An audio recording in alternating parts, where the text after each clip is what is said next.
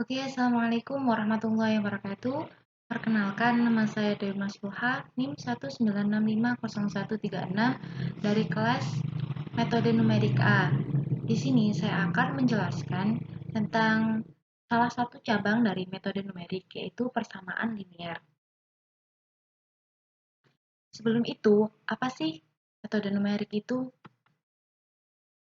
Metode numerik merupakan perhitungan yang dilakukan secara berulang-ulang untuk terus-menerus diperoleh hasil yang main mendekati nilai penyelesaian eksak.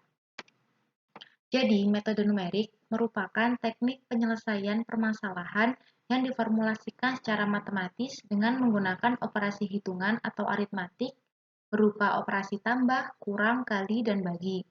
Metode ini digunakan karena banyak permasalahan matematis tidak dapat diselesaikan menggunakan metode analitik. Metode analitik sendiri merupakan metode penyelesaian model matematika dengan rumus-rumus aljabar yang sudah baku atau lazim. Metode analitik merupakan metode yang dapat memberikan solusi sebenarnya atau exact solution. Solusi yang memiliki galat atau error sama dengan 0. Jadi, perbedaan antara metode numerik dan metode analitik dapat dijelaskan sebagai berikut, yaitu solusi metode numerik selalu berbentuk angka, sedangkan solusi metode analitik dapat berbentuk fungsi matematik yang selanjutnya dapat dievaluasi untuk menghasilkan nilai dalam bentuk angka. Eh, Lalu apa sih keuntungan yang bisa kita dapat jika kita mempelajari metode numerik? Adapun tujuan dari kita mempelajari metode numerik ini yaitu tidak perlu lagi menghitung dengan cara manual yang cenderung membosankan. Kemudian manfaat yang bisa kita rasakan yaitu yang pertama mampu menangani sistem persamaan besar, ketidaklinearan dan geometri yang rumit yang dalam masalah rekayasa tidak mungkin dipecahkan secara analitis. Kemudian mampu merancang program sendiri sesuai permasalahan yang dihadapi pada masalah rekayasa. Selanjutnya, tahap-tahap memecahkan persoalan secara numerik. Yang pertama, yaitu permodelan. Merupakan persoalan dunia nyata dimodelkan ke dalam persamaan matematika. Yang kedua yaitu penyederhanaan model. Model matematika yang dihasilkan dari tahap 1 mungkin saja terlalu kompleks, yaitu memasukkan banyak peubah atau variabel atau parameter. Semakin banyak peubah atau parameter tersebut, maka semakin kompleks pula model matematika.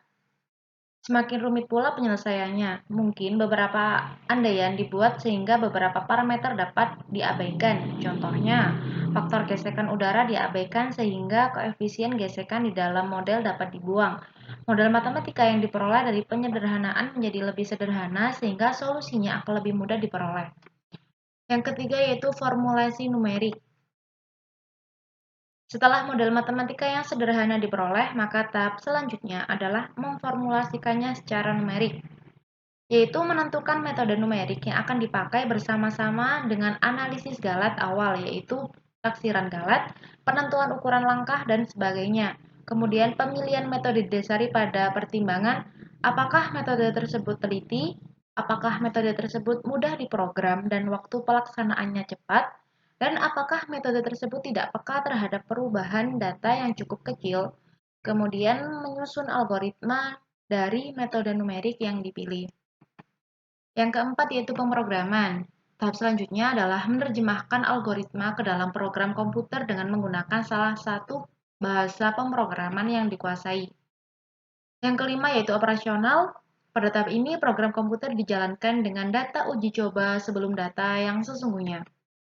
Dan yang keenam yaitu evaluasi. Bila program sudah selesai dijalankan dengan data yang sesungguhnya, maka hasil yang diperoleh diinterpretasi. Interpretasi meliputi analisis hasil run dan membandingkannya dengan prinsip dasar dan hasil-hasil empirik untuk menaksir kualitas solusi numerik dan keputusan untuk menjalankan kembali program sehingga memperoleh hasil yang lebih baik.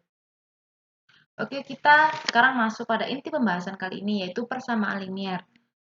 Persamaan linear sendiri merupakan sebuah persamaan aljabar yang tiap sukunya mengandung konstanta atau perkalian konstanta dengan variabel tunggal. Persamaan ini dikatakan linear sebab hubungan matematis ini dapat digambarkan sebagai garis lurus dalam sistem koordinat kartesius. Di sini kita bisa menggunakan yang pertama yaitu cara eliminasi Gauss. Eliminasi Gauss ini ditemukan oleh Carl Friedrich Gauss. Metode ini dapat dimanfaatkan untuk memecahkan sistem persamaan linear dengan merepresentasikan atau mengubah menjadi bentuk matriks. Matriks tersebut lalu diubah ke bentuk eselon baris melalui operasi baris elementer. Kemudian sistem diselesaikan dengan substitusi balik. Lalu bagaimana sih proses untuk metode eliminasi Gauss? Yang pertama yaitu mengganti urutan dua baris, yang kedua mengalihkan baris dengan angka yang bukan 0, dan yang ketiga menambah suatu baris dengan baris yang lainnya. Oke, kita beralih pada contoh soal. Diketahui persamaan linear yaitu x plus 2y plus z sama dengan 6, x plus 3y plus 2z sama dengan 9, 2x plus y plus 2z sama dengan 12. Maka tentukan nilai x, y, dan z. Penyelesaiannya, ubah bentuk persamaan tersebut ke dalam bentuk matriks. Maka akan jadi seperti ini. Kemudian, operasikan matriksnya. Baris kedua dikurangi dengan baris ke-1.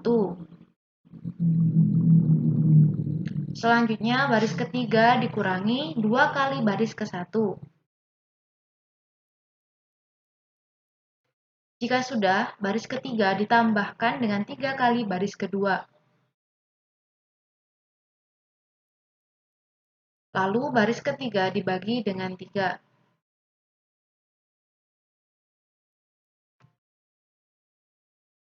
Maka mendapatkan 3 persamaan linear baru, yaitu x plus 2y plus z sama dengan 6, y plus z sama dengan 3, z sama dengan 3. Kemudian lakukan substitusi balik, maka didapatkan y plus z sama dengan 3, y plus 3 sama dengan 3, y sama dengan 0, x plus 2y plus z sama dengan 6, x plus 0 plus 3 sama dengan 6, dan x sama dengan 3. Jadi nilai dari x sama dengan 3, y sama dengan 0, dan z sama dengan 3.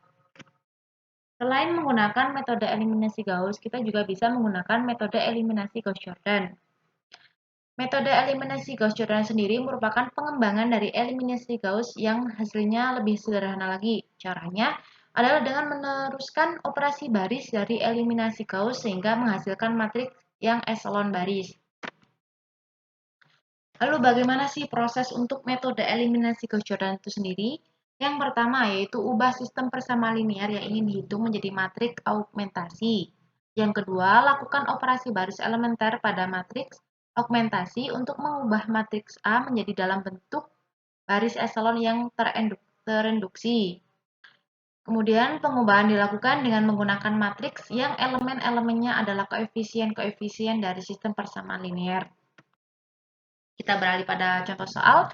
Diketahui persamaan linear yaitu x plus 2y plus 3z sama dengan 3, 2x plus 3y plus 2z sama dengan 3, 2x plus y plus 2z sama dengan 5. Maka tentukan nilai x, y, dan z. Penyelesaiannya, ubah bentuk persamaan tersebut ke dalam bentuk matriks. Maka akan jadi seperti berikut.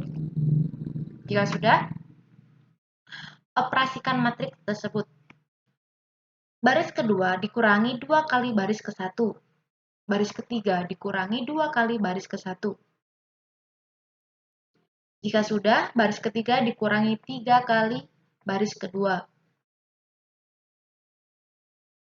Selanjutnya, baris ketiga dibagi 8 dan baris kedua dibagi min 1. Selanjutnya, baris kedua dikurangi 4 kali baris ketiga.